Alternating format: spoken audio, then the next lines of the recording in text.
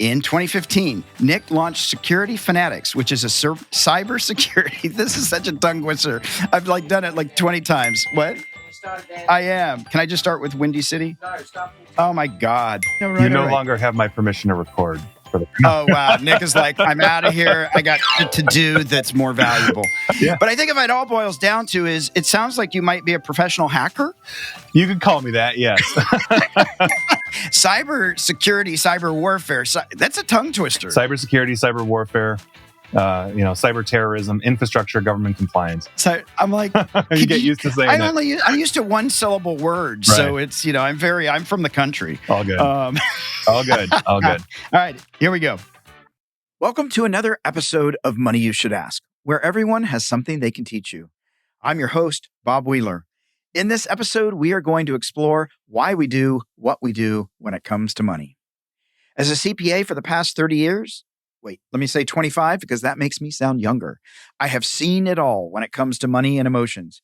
And if you think I'm talking about my clients, I'm not. I'm talking about myself. My relationship with money has been, and sometimes still is, an emotional roller coaster. Maybe that's something you're also familiar with. Good news. You and I are not the only ones. Our next guest is going to share their money beliefs, money blocks, and life challenges as well. Buckle your seatbelt and enjoy the ride.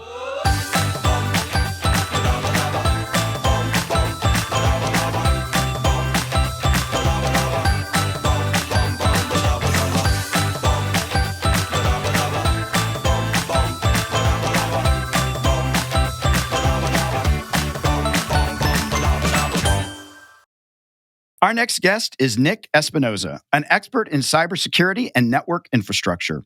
Nick founded Windy City Networks at age 19 and was acquired by BSSi2, where he is now their CIO. In 2015, Nick launched Security Fanatics, which is a cybersecurity, cyber warfare outfit dedicated to designing custom cyberdefense strategies for medium to enterprise corporations. Nick is also a nationally recognized speaker, member of the Forbes Technology Council, and a regular columnist for Forbes.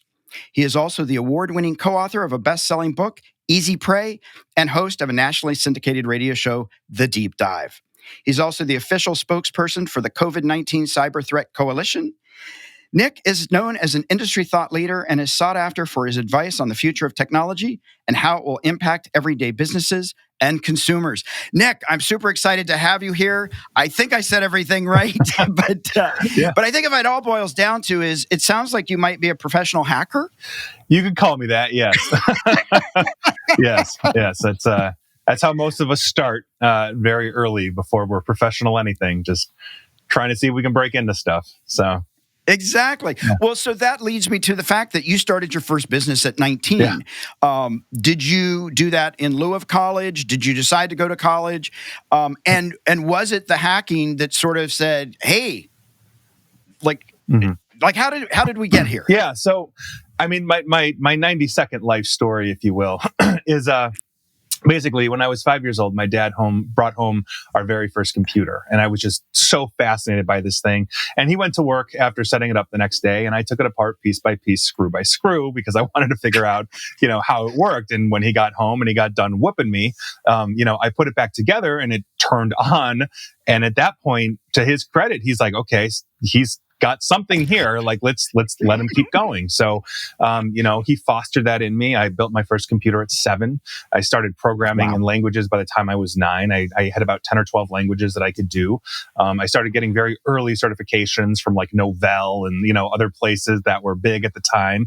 And at 14, I basically broke into my first system, which was, I think, the natural progression. Because when you get a computer and you know everything about it, you want to learn how they can talk to each other. And once you know how they talk to each other, you want to know how you can capture it, break it, defend it, corrupt it, all these kinds of things. And I wasn't doing that to ruin anybody's day, unlike, the hackers of today that are criminals and want to rip you off. I wasn't trying to ruin anybody's day. I just want to see if I could do it. And so that kind of started that road, and then I basically got a job, as running tech support for a company here in the Chicagoland area. And I did that from about 16 or 17 years old to about 19. And I said, you know what, I started actually in college for computer science, and I said, I get enough of this at work. so I switched to history major, and then I founded my first company, at 19 years old, Windy City Networks, and grew that for about 15 years before being acquired. So here we are. That is so awesome. And are you an only child? I am, which is probably to my advantage. There, I didn't have to fight for computer time with a sibling. Yeah, no, exactly. And I love that your dad encouraged you after he beat you, of course. But I mean, you got to learn the lesson here. But that he actually saw that. But when you were growing up, what about other things besides supporting you in computers? Did he talk about money with you? Did you understand like a budget, or was nothing spoken about with money? What was that like? Yeah. So my dad eventually got his financial planner certification, if that is any indication. Although interestingly enough, he worked in IT, he worked in technology, so I'm second generation nerd is what I like to call myself, in that sense. But yeah, and it was very interesting because, he was a very meticulous person. He was essentially my first CFO, if you will. He would come with the spreadsheets and tell me to the penny, good, bad, and ugly and all of that. And I honestly, and maybe it's the father-son relationship, but I just didn't want to hear it. I was very much like my mom in the sense that, oh no, we'll figure it out. It's fine. I'm just winging it, And so a lot of that didn't seep in. He was the one that recommended, rightfully so, that I, when I'm in college, I take business classes and all of that. I happen to be on the 11-year plan, literally for college, just because I was working full time and doing everything else. But yeah. So I did get interesting financial advice. I don't think I really took it, especially in my 20s. Think about it. You're 19, you're 20 years old. You're making way more money than anybody around you. I was making more than my dad was making. When he was in this business. I mean, you're going to do stupid things, and and so I went through my stupid phase era. I think, and I'm also an extrovert, so that doesn't help, in any way. So. But yeah, no, I did get solid financial advice. I just can't say I took it. You just didn't take it. Right. Now I do. And so you had that stupid period, right? And when did that turn around? Like, was it getting married? Was it just realizing, oh my God, I just blew through $1 billion? Like, what was that moment that you said, I got to do this crap different? Yeah. So honestly, the realization was a relationship had ended. I'd had a girlfriend for about a year, and we were getting serious and all that, and she's like, you spend all your time at work, like this isn't going to work. And what I would do, at the time is a relationship would end, and I had lost multiple relationships because I'm more focused on growing a business than I am really anything else at that point in my life, And so by virtue of that, it really made me become introspective in a way that I just hadn't been, before.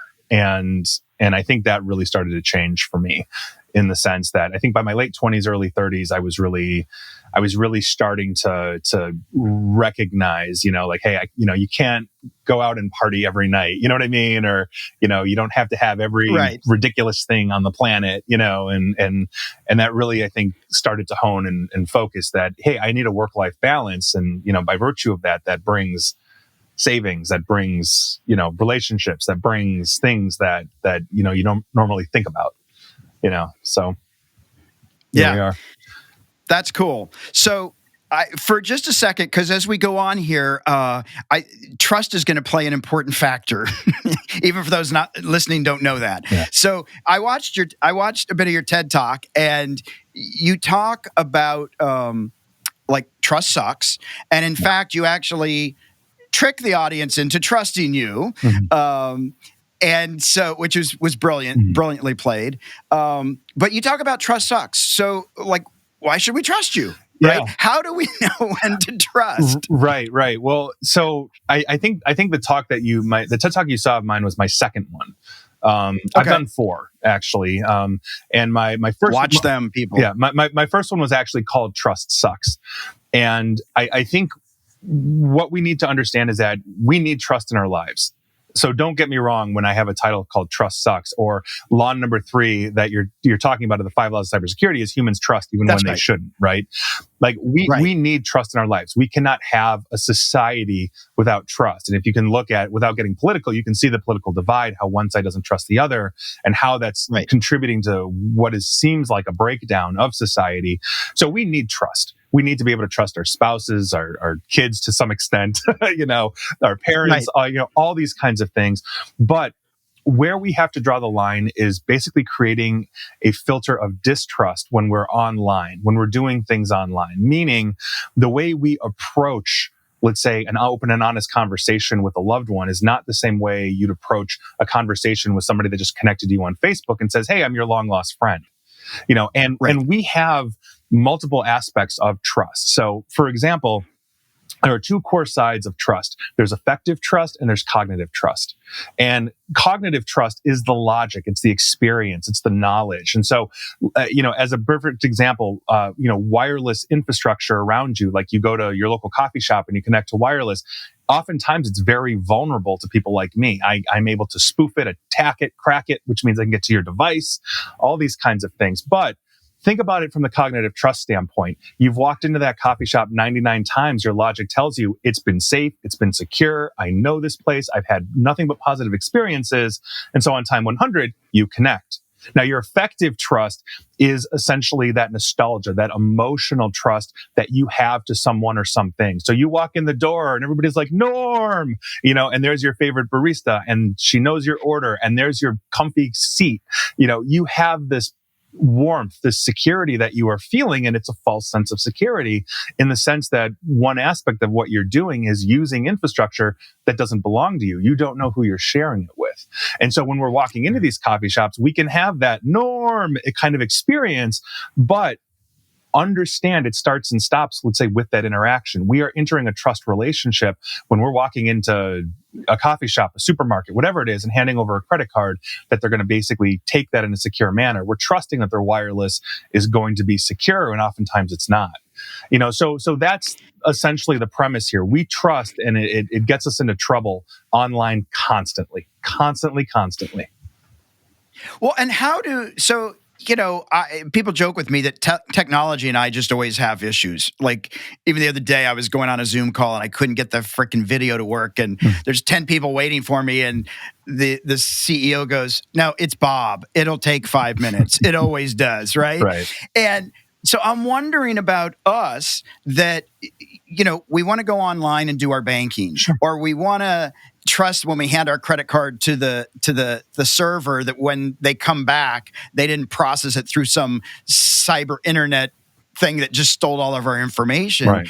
And how do we know the difference? Because there is so much stuff online, and yet constantly people are like, "Bob, don't use the hotel internet," and "Bob, don't I don't know." Right. Well, it's good advice not to use the hotel internet or the airport internet or the airplane internet or the Starbucks internet, whatever internet that is not directly you, that you control. That's a good one. But, I'll be honest, I do my banking online. I have no problem with it. I have, my mobile phone, which has a lot of security and protections on it. I can enable things like multi-factor authentication so that it's not just a single username and password that gets me into my money. And I think that's where a lot of people really fall down. Understand that when you're looking at a bank or any kind of financial institution that you do business with, there are 2 sides to the security coin. One is the security that they are giving on the back end, meaning how is the bank or the financial institution not getting themselves hacked? Because if I can get into the back end of the bank, I might be able to access not just your account, but everybody's account. And that is something that terrifies the bejesus out of them, because that's reputation damaging. That's putting you out of business. That's the FTC and the SEC coming down on you like the fist of an angry god. So that's the one side of it. And financial institutions tend to have pretty solid, above average to excellent cybersecurity, because they fall under a lot of compliance laws, but they also recognize this is where the money is, so people want to rob us. I mean, that's the dawn of civilization. I mentioned that in the talk too, that the very time that somebody created the very first bank on the planet, there was a person like, oh, that's where the money is? Oh, I'm going to rob that. I'm going to take that. You just centralized everything for me. This is great. And so you have those people out there. They're always going to be out there. And the banks basically hire armies of people like me to ensure that the back end of their security is good. Now, that's the one side. The other side is what you control, your shared responsibility with that financial institution, that you have a good password. Your password isn't password, right? And usually they have complexity requirements, that you're enabling good security controls, that you're not, connecting to a machine that is heavily infected and then trying to get into your bank and they're stealing your credentials and all these kinds of things. This is why we need to maintain a certain level of vigilance and distrust when it comes to our technology, so that when we are banking online, it's more secure. And we can also do other things too. So for example, I don't use credit cards. I have a debit card. And what I do is I have two bank accounts within the credit union that I actually use. One of it has the pool of money. The other one is actually attached to the card. So I have no more than maybe $50 to $100 on that card. And so if it's ever stolen, you're not going to get anything. The only difference would be like if I'm going out to like a nice dinner, I might move a few $100s. Or if I'm going to make a purchase immediately, let's say buy a new TV, I might move a couple grand, and then it gets moved out of the bank account immediately. But if you were to hit that card right now, I mean, I can live without $50 to $100 as the fraud protection kicks in and gives it back to me in 6 months. Some people can't. And so by virtue of that, it's one of those things that if you don't think about, you can make a debit card vastly more secure than a credit card, because I don't have the ability to just cut off funds. I have a $10,000 limit. Well, only 500 is allowed until I unlock it. And that's not a feature that you typically see. So there are some tips and tactics that you can use yourself to actually make sure that you're working in a secure manner. Also making sure like your phone's encrypted. So if your phone's ever lost or stolen, they can't get access to the app. Don't save the password to your bank in the phone or the computer. That way, anybody from your kid to an attacker can't just log in. It's those kinds of things. We just have to be considerate of these things. And a lot of people just trust technology. They're oblivious of it, or they go the opposite route and say, you know what, I'm straight up Amish. I'll take my horse and buggy to the bank and deposit it in dollars. And everybody's different, but you don't have to be, and just coming from somebody that's under attack on a regular basis, given my job, I bank online. So what does that tell you? There you go. But you're not, so we don't, my cousin used to have like 42 symbols and every day it changed to a different, I'm like that was a full-time job trying to keep up with his password. Right. And so people don't understand how to make a good password. And I see that all the time when we're walking into a corporation and audit it, and the IT department is probably like, we have the best password policy, and it's like 47 characters, 9x27-34. You know what happens when we walk around? We see the passwords on Post-it notes on the monitor or sitting under the keyboard. So when we're looking, we just pop open the keyboard. Oh, there's every password that you've got for the month, So understand you don't have to go that crazy, but length in passwords is your best friend. And so the longer your password is, the harder it is to crack. And that's one of those things. So one of my key passwords that I have that is actually the encryption on my laptop is about 30 characters long or so. It's a phrase from my childhood. I will never forget unless I go senile. And in my house, we had English, Spanish, Hungarian, and German spoken. So you can figure that one out. So it's one of those Good things. luck. Right. It's just one of those things where I'm going to know it and nobody else is. And I don't have to have the 97X whatever that I'll never remember, So there you go. All right. So what I'm also hearing is that I need to take all the pieces of paper out that I flipped on the back of all my employees' monitors so I could get into their computers. Yeah. See, we look for those kinds of things. I wasn't the only one that thought of that. Oh yeah. In drawers, under desks. We had one that basically took a stack of Post-it notes, like pulled up half of it, wrote the password down, and then put the stack back on top, and we could see the crease. And we're like, there's the path, people try different things, but if it's written down and it's eyeballs, we run what's called a shoulder surfing attack on you, meaning we're surfing on your shoulder, watching what you're doing. So.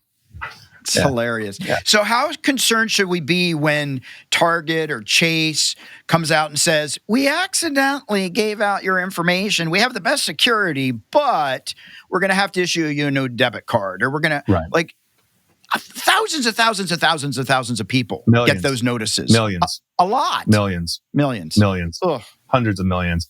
It's the problem. I mean, so think about it this way. We're both sitting here in America. Both of us are U.S. citizens, I presume, which means you have a social security For number. now.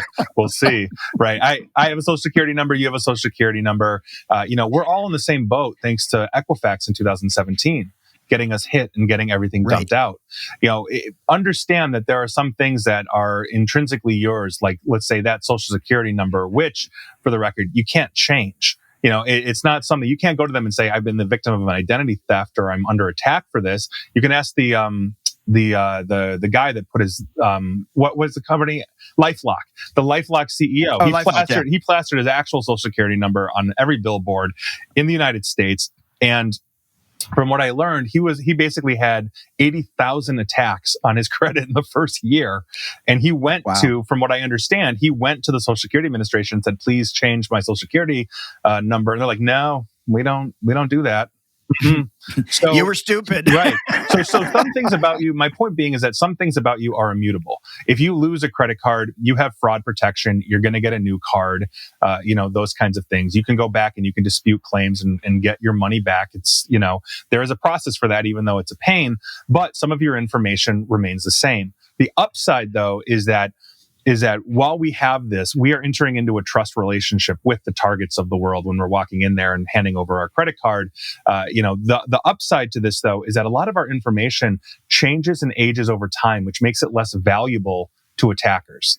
Meaning, you might get divorced, you might get married, you might change an address. These kinds of things happen, and so the further away we are from a data breach, it tends to be the less valuable that our information is, minus those immutable things.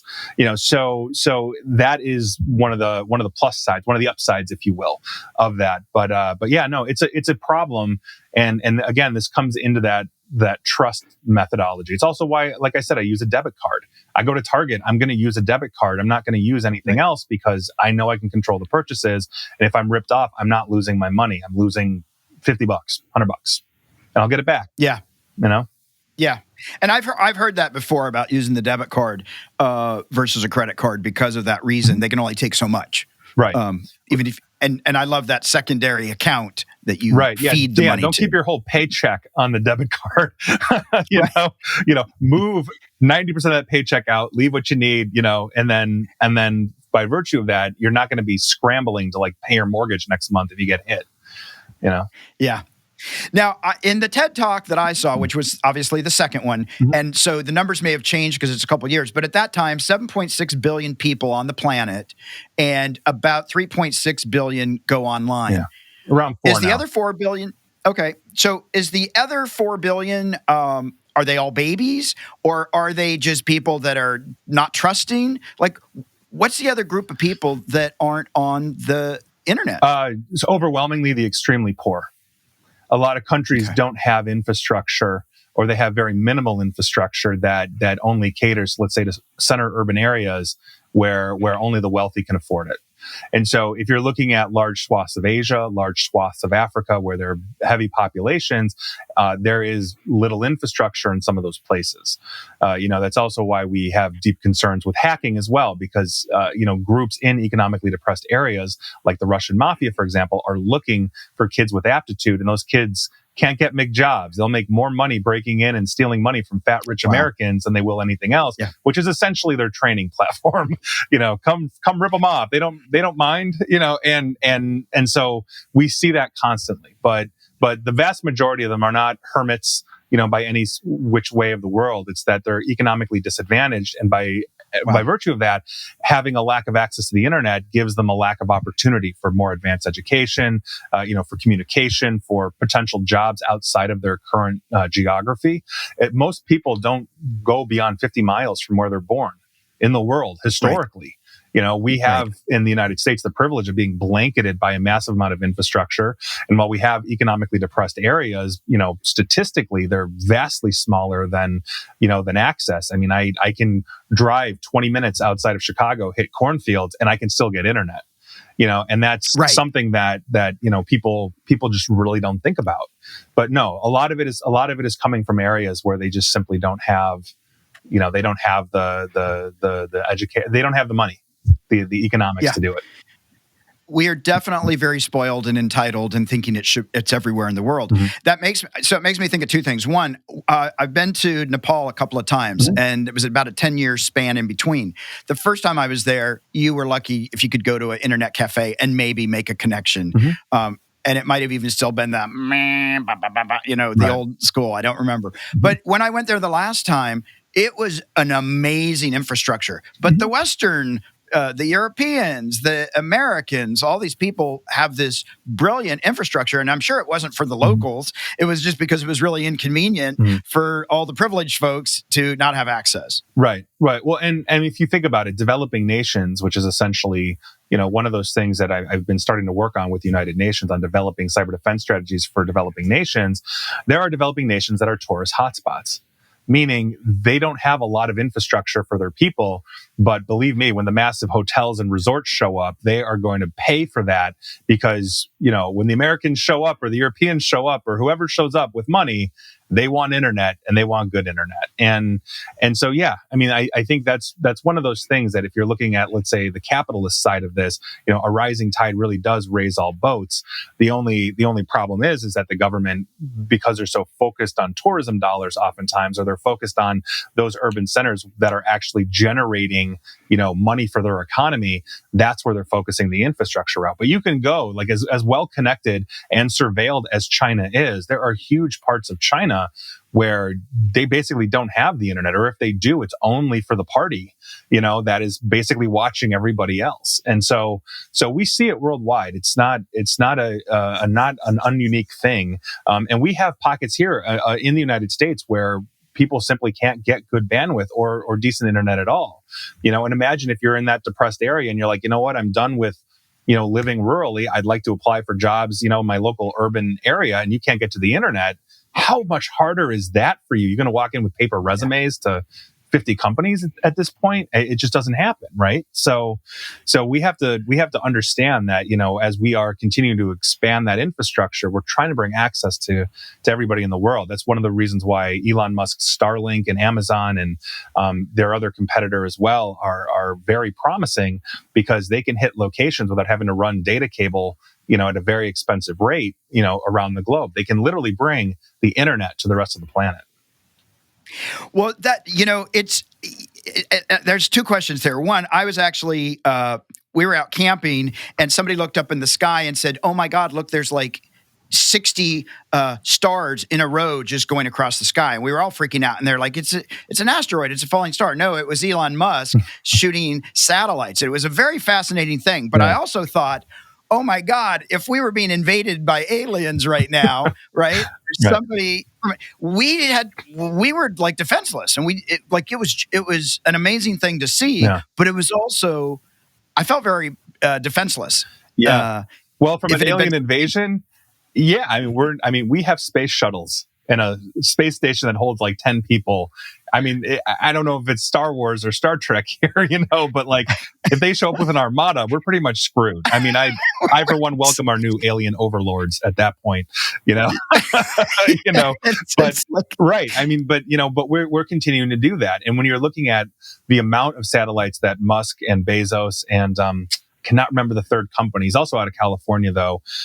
They want to put up a combined something like 60 to 70,000 low orbit satellites to blanket basically the world with internet. Obviously, focusing on the statistically the places where they'll make the money the most, like the United States, Europe, etc. But they're bringing it to everybody, and so it's kind of amazing to me. It really is. But here's the double-edged sword for me, though, right? If we're now doing all my banking online, I'm doing my investments online, I'm doing my trades, I'm moving money, and now somebody decides to massively shut out all of us access, or the power goes out, right? And now I all my money's through my ATM, or all my money's through my laptop, and now all of a sudden I'm broke because the power's out for 6 weeks, or somebody hacked in and shut down all of the major banks. Right. I'm completely trusting that the internet's and the government are going to take care of me, and that may not be true. Right. Well, I mean, that's one of the reasons why I'm surprised you're not heavily invested in canned foods and shotguns as well. So, well, I mean, just, given the way we're going, but the point is, you're right. And that is a deep concern. We have 16 core critical infrastructure verticals here in the United States. And if you recall, recently, President Biden, months ago, earlier this year, was on stage with Vladimir Putin, president of Russia, basically saying, you can't hit these things. You can't colonial pipeline us again. And that is a deep concern. We have some very seriously inadequate controls around a lot of our critical infrastructure. One of the biggest challenges we have right now is actually securing our water districts. We have over 50,000 water districts in the United States. Most of them don't even know what assets they're running. They can't even identify all their computer assets, let alone secure them and defend them. The federal government has this problem as well. We also know that our nuclear power plants have been probed consistently by basically state-sponsored intelligence agencies and attackers, to see where we would be vulnerable. I mean, think about it this way. From a cyber warfare standpoint, if we were to get into a hot war with any country that, let's say, stood a chance of really doing damage to us, the first thing they're going to want to do is make us deaf and blind. They're going to want to cut the power. They're going to want to cut communications as fast as they can. Russia actually did this in 2014 in Ukraine when they literally shut down a power plant, and then they hit the phone system in the area. And so 80,000 people lost power. They couldn't pick up phones. They couldn't make a call and all of that. So that's a huge thing. Now, a lot of governments are responding to that by essentially taking total control of the internet, basically running dry runs to see if the internet gets cut off from the world, meaning we have our own intranet just in the country, can we still function like the internet without being able to connect outside? Russia's run this test. China's run this test. Iran's run this test as well. And so we're seeing countries start to take control of that. Now, there might be a logical reason, to, let's say, shut down the internet in an area, let's say, that's full of panic. In the same way that, as we were talking about earlier, we just had the Kyle Rittenhouse verdict that came in. They've called up the National Guard in the state of Wisconsin. They are bracing for impact on this. And no matter what that verdict was, guilty or not guilty, they were bracing for impact. And so the police will deploy things that will actually suppress the internet in the area so that coordination is much more difficult to happen. They have devices known as stingrays that will kill cell phone coverage. That is done specifically so that communication can come in and out for coordination.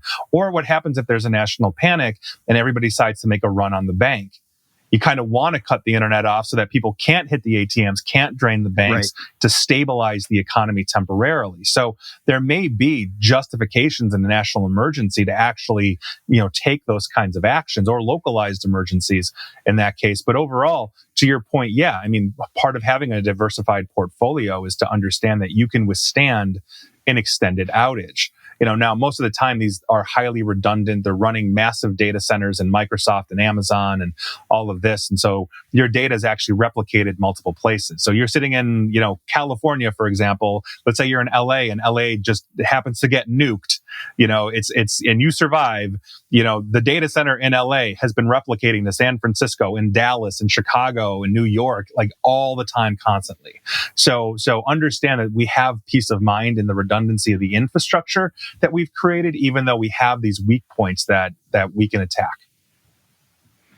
And so my other final question, as we jump into some other stuff, but what is our other hope? And I was going to say our other hope, Obi-Wan Kenobi, because I feel like you're the wise one here. And it can feel overwhelming, right? It's sure. Like, is there any hope? Do we live just a paranoid life? Like, how do we go forward from here? Yeah. So, I speak a lot. I get on stage a lot. And my message, while there are terrifying things out there, is basically like, look, I love technology. I embrace technology. I use every technology. I have every stupid gadget that you can possibly think of. I have a ring that's a fitness band. I've actually seen a toaster that you can connect to wireless so you can print things on bread. I love technology, but I know that anything that I'm doing with my technology has to be married to cybersecurity. It has to be married to awareness and good choices. And as long as you are approaching technology, I don't care if it's answering an email from your grandkids or your spouse or whatever, you are looking at it in a correct skeptical eye until you validate it's actually legitimate. That's all we're talking about here. So love technology, embrace technology, just understand it has to be married with cybersecurity. And I think that's just the message that has to be out there in the world. We're not going Amish. We're not going back. And we're going to have new and innovative products out there, which brings, opportunity for exploitation. But it's our job, it's our responsibility as we're using these things to use them in the safest way manner. And that becomes, or rather, that means that we have to have awareness. That becomes awareness, of basically the infrastructure around you. All right, so I'm going to trade in my buggy and my horse. I just got a newest upgrade on that, but I'm going to let it go. I'm going to let it go. Horse 2.0? Horse 2.0. Exactly. There you go. Well, Nick, we're at the Fast Five, which is brought to you by Cube Money, a cash envelope system made easy, real-time financial awareness without time, hassle of tracking expenses and carrying cash. I have 5 hopefully fun questions, top of mind, and I'm just going to throw these out here and let's see where we go. Lay it on me. What was the first financially related online scam you ever encountered? The first financially related online scam I ever encountered was a client calling me that basically had a bank account wiped out. Does that count? Wow. Because it does. Yeah. I mean, were you able to help him recover it? We were able to help him secure himself, but it's usually up to the bank to basically say, can we pull the money back? Does it fall under FDIC insurance? But that was my first one. I mean, and like everybody, I've had illegal card use. My debit card, somebody stole the number some way, like probably at a gas pump or something. And by virtue of that, they tried to charge $2,500 to my card, and they didn't go anywhere because I had like $50 in it. Yeah, that's why I do this. That's why you do it. Yeah. Have you ever gotten in your own way of your financial goals in the past? Oh my God. That describes my 20s, and yes, absolutely I have. You're making good money, and like I said, I wasn't listening to the sage advice of those that were smarter than me at the time. Lesson learned. But yeah, absolutely I have. So you focus on cybersecurity. What is your biggest insecurity around money that you're experiencing like now? Well, I mean, just sitting right now in the pandemic, with the great resignation, just as a business owner, it's difficult to find good people, which means it's difficult to grow. It's difficult to expand. And so by virtue of that, am I affecting my top and bottom line by, let's say, not spending more to hire when people aren't worth it, but they're needed? And so I would say that's one of those things right now that we're really focused on, and it's a concern of ours because we're going to keep growing. Cybersecurity is not going away, and so we just have to keep finding those people, and that is a concern. That's hard because I'm frugal and I hate spending money if it's not money well spent. Yeah. Oh, well, I mean, when I'm on stage and somebody asks me, says, "Hey, I've got a kid in college. Should he or she go into cybersecurity?" And I said, "Look, even if they suck, they will make 6 figures right out of the gate. They'll be out of your basement. I mean, that's just the nature of it. And so we will hire people, and not just me. Any cybersecurity outfit will hire, inexperienced people for a lot, just under the expectation that you're going to spend even more money to train them and hopefully retain them. So it's a huge thing.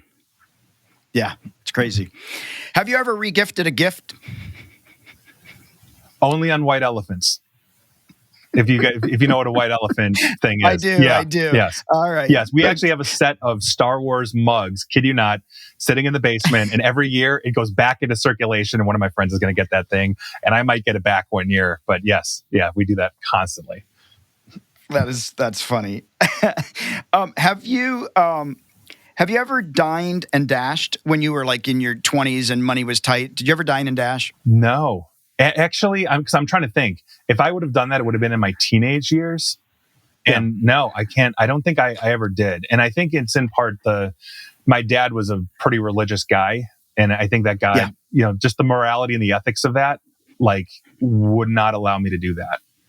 I couldn't do it. I have to sleep at night, I would have looked so guilty. I've never done that. Like I've had cousins, everybody like, let's do this. I'm like, they will find me. There, there could be 10 billion people. They will find me. Yeah. So, well, and if you think about it, I mean, my day job, literally a good chunk of my day job is to lie to people, because I got to break into your life, right? You're hiring me to break into your company. I'm going to have to lie to you, but I got to look I got to look myself in the mirror at night. So yeah, it's there are lines I don't want to cross for that. Absolutely. Yeah. Absolutely. Well, we're at our M&M moment, our money and motivation piece. And I'm wondering if you have a piece of financial wealth wisdom or a practical tip that you've found around money that's helped you. I mean, you gave that tip about having the 2 accounts. Mm-hmm. So you can't, because that's an awesome one, but you have another one. Yeah. Rob a bank, right? No. Honestly, I think that if I'm thinking money advice and I'm thinking this through, one of the things that I think has benefited me well is to understand essentially trending, meaning what's trending on Google, like what are we looking at in terms of, let's say, adoption by people, and then investing in that. So, for example, there are some things that never go out of style. We will always generate waste. As we have an aging population, we will be generating even more medical waste. So investing in medical waste companies makes a lot of sense. We're always going to have technology. We're always going to have innovation, which means we're always going to have cybercrime. We're always going to have hackers. Investing in cybersecurity, not to plug my industry, tends to be a very safe bet. We're not going anywhere, and we're 500,000 bodies short. Meaning we are coming up with new and innovative ways like artificial intelligence to make our jobs easier, to basically offset the bodies that we need. Easy investment. So as you're looking at these kinds of things, I'm looking typically society-wide to see, okay, where are the gaps? What are things that will never go away?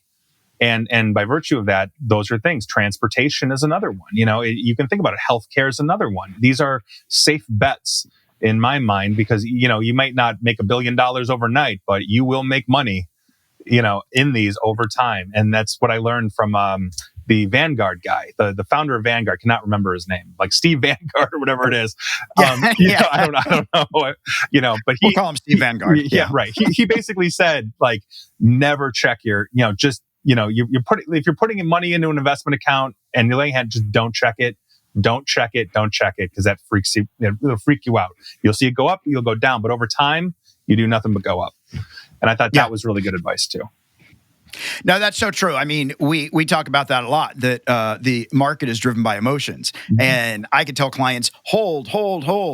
And I've lost all this money. No, you didn't lose it until you sell it. Now you've lost it. Yep, you lost it. There we go. Gone. Right. And but it is that you've got to put it in and not look at it and not rely on your emotions, because you can't always trust them. Right. Exactly. And you just can't. Right. And nobody wants to see money like you see it. I'm losing money every day that I'm not doing something. Well, not necessarily. Look at Bitcoin, right? Look at cryptocurrencies. I mean, they've gone nothing but up for the most part, despite all of the issues and the woes and the problems and the theft and everything else. But it tends to still be a hot commodity right now, even though it's very hard to cash in. So here we are. Here we are. Well, Nick, I so appreciate you coming on. What I really love is that even though you started building computers at 5 years old and your father saw something there and helped nurture that, you did have your bad years where you were not necessarily being responsible, not necessarily doing it right, but then you had that epiphany moment or a self-reflection that said, it is nice to have everything in the world, but maybe I don't need everything in the world, and maybe there are other priorities that I need to focus on. And so, I don't really hear any like regrets or any of like, shaming, where I know a lot of people will beat themselves up for past instead of just going, hey, it's part of my history. Yeah. So, so I have a motto in business that basically is, I can't fix what I can't see. One of the best things any one of my employees can come to me and say is, Nick, you're an idiot, and here's why. The caveat to that is you actually have to tell me why I'm being an idiot. What am I not seeing? And I think that's so important. And so, I am who I am. I'm a product of my choices, good, bad, and ugly. And by virtue of that, you have to forgive yourself. You have to reconcile things. You have to move on. but understand that if you're doing those things, hopefully you're learning a lesson, not to repeat the mistakes of the past, and that's everybody. If I could give my 19-year-old self advice, I would probably say, don't change a damn thing. Because I think I'm doing pretty good, here, 20 plus years later, and I don't want to tamper with that, even though there was a lot of hardship, by virtue of, my life. So here we are. I love that. I can't fix what I can't see. Yeah. Where can people find you online? Where can people get your book? Where can people listen to you? You've got a great show. Where's all that? Yeah. So at this point, I believe my book's about 5 years old at this point. So that's all right. It's still good info. Yeah. So you can get that on Amazon. It's called Easy Prey. But yeah, you can follow me on Twitter at Nick AESP, or feel free to connect to me on LinkedIn. Obviously mention that you saw me here with Bob, and when you do. And you can also find me on Facebook at /Nick Espinosa, and LinkedIn /Nick Espinosa. And, feel free to connect. I always love the followers. Nick, this has just been an awesome conversation. I hope we've enlightened some people about online banking and security and cybersecurity, because I think it's just so... it's so relevant, and I think it also keeps people in so much fear that everything's going to be taken away from them. So I love that there's this positivity of, even though there's some crazy stuff out there, the world can be a rough place, as long as you're mindful and understanding and marriage the security with the online gadgetry and technology, that life's still good. Yeah. Still worth being here. Absolutely. Absolutely. No, I completely agree. And thank you for having me. I had a really good time. Thanks again.